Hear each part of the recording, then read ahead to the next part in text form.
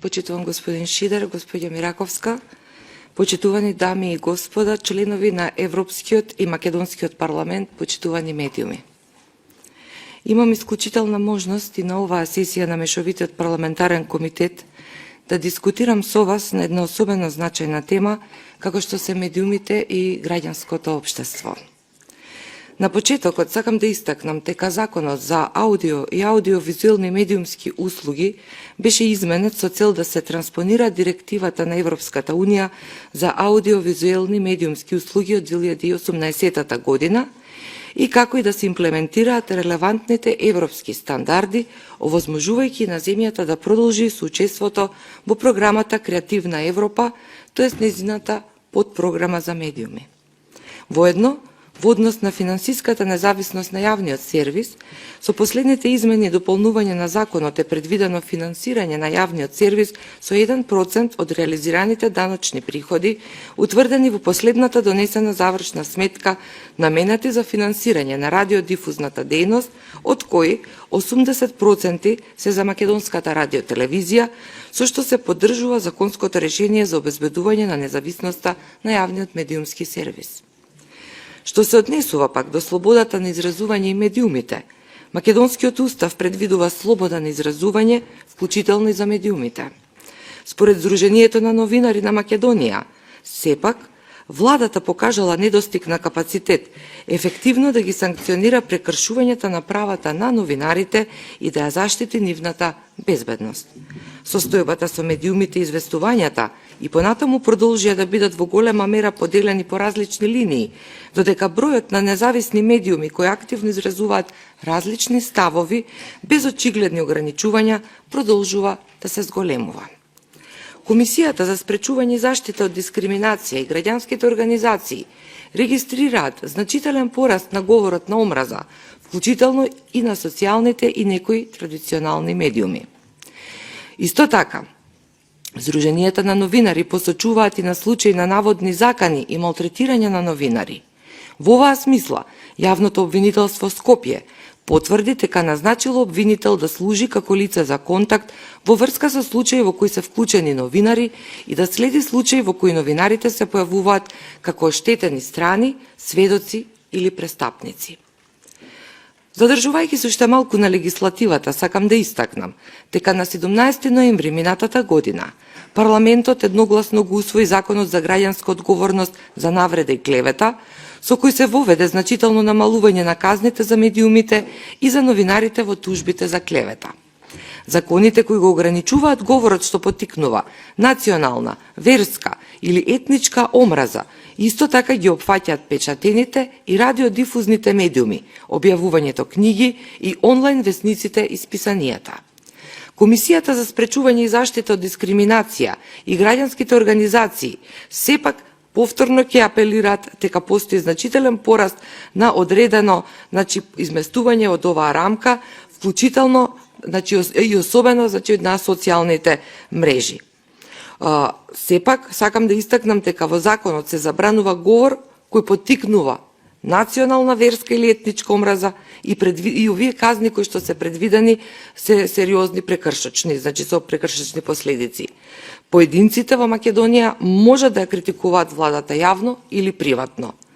Важно исто така да споменам дека во изминатиот период беа направени измени на кривичниот законник, така што кривичното дело сторено против новинар или друг медиумски работник при вршење на нивните професионални задачи се смета за попречување на службено лице во вршењето на неговата должност.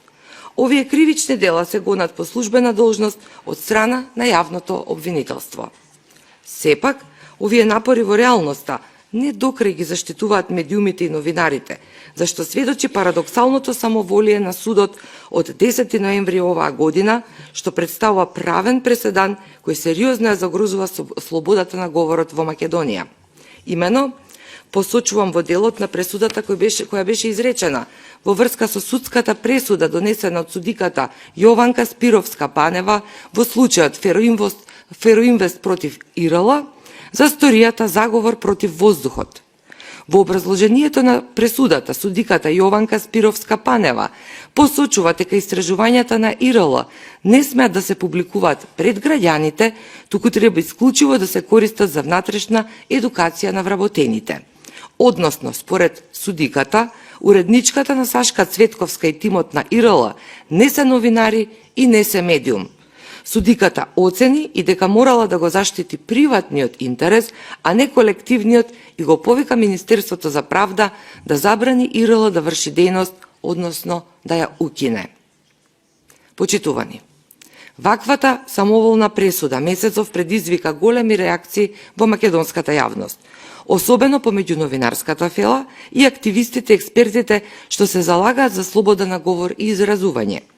Според Сдруженијето на новинарите на Македонија, пресудата може да се толкува како повик на судиката до извршната власт за институционална пресметка со критичните медиуми.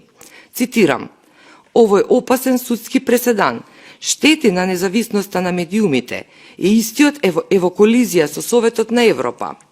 Конкретно, е во спротивност со препораката ЦМ/РЕК 2011-7, според која се смета дека заради посебната природа на интернетот, обврските и одговорностите кои треба да се доделат на информативен интернет портал за потребите од членот 10 на СЧП, истите можат да се разликуваат до одредено ниво од оние на традиционален издавач", потенцираат од Сдруженијето на новинари. Исто така, и самостојниот синдикат на новинари и медиумски работници потенцираше дека квалификациите во пресудата со заклучок дека ИРЛ воопшто не смела да го објави истражувањето представува тежок преседан и удар на слободата на изразување и слободата на медиумите и води кон потенцијална цензура. Цитирам: "Уште повеќе загрижува и повикот на судиката до државните институции да го преиспитаат работењето на граѓанските организации кои објавуваат новинарски содржини, па дури и камуфлирано предлага нивно затварање, што е својствено за авторитарни и диктаторски режими, кои се пресметуваат со оние кои откриваат важни теми од јавен интерес", стои во реакцијата на самостојниот синдикат.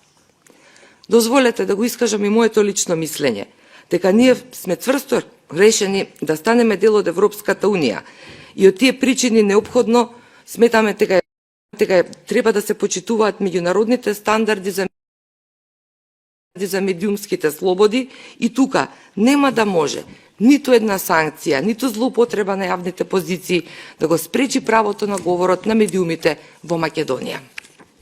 Во поглед на граѓанското општество, сакам да истакнам дека извештајот за напредокот на Македонија кон Европската Унија од страна на Европската комисија за 2023 година нотира дека граѓанските организации продолжуваат да работат во поволна средина. Сепак се укажува на тоа дека владата треба да ги зголеми своите напори за вклучување на граѓанското општество во приоритетните области и консултативните активности. Според препораките на Европската комисија, граѓанските организации треба да играат важна улога во реформскиот процес и истите мора да бидат вклучени во процесите на донесување на одлуки.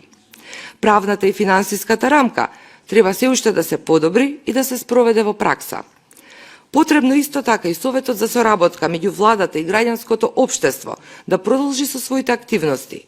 Јас и во моите претходни излагања на оваа тема посочив дека Советот за соработка меѓу владата и граѓанското општество работи во отежнати услови и во поглед на тоа има навистина широк простор за подобрување како во кадровска, така и во логистичка смисла. Врз основа на анализа на податоците на единствениот национален електронски регистар на прописи и одговорите на прашалникот за механизмите на консултација со граѓанските организации, дистрибуиран до министерствата преку членовите на мрежата на државни службеници за соработка со граѓанското општество, Генералниот секретаријат на владата подготви извештај за процесот на консултации при подготовка на предлози на закони, користење на ЕНЕР и други механизми за соработка со граѓанските организации уште во 2022 година.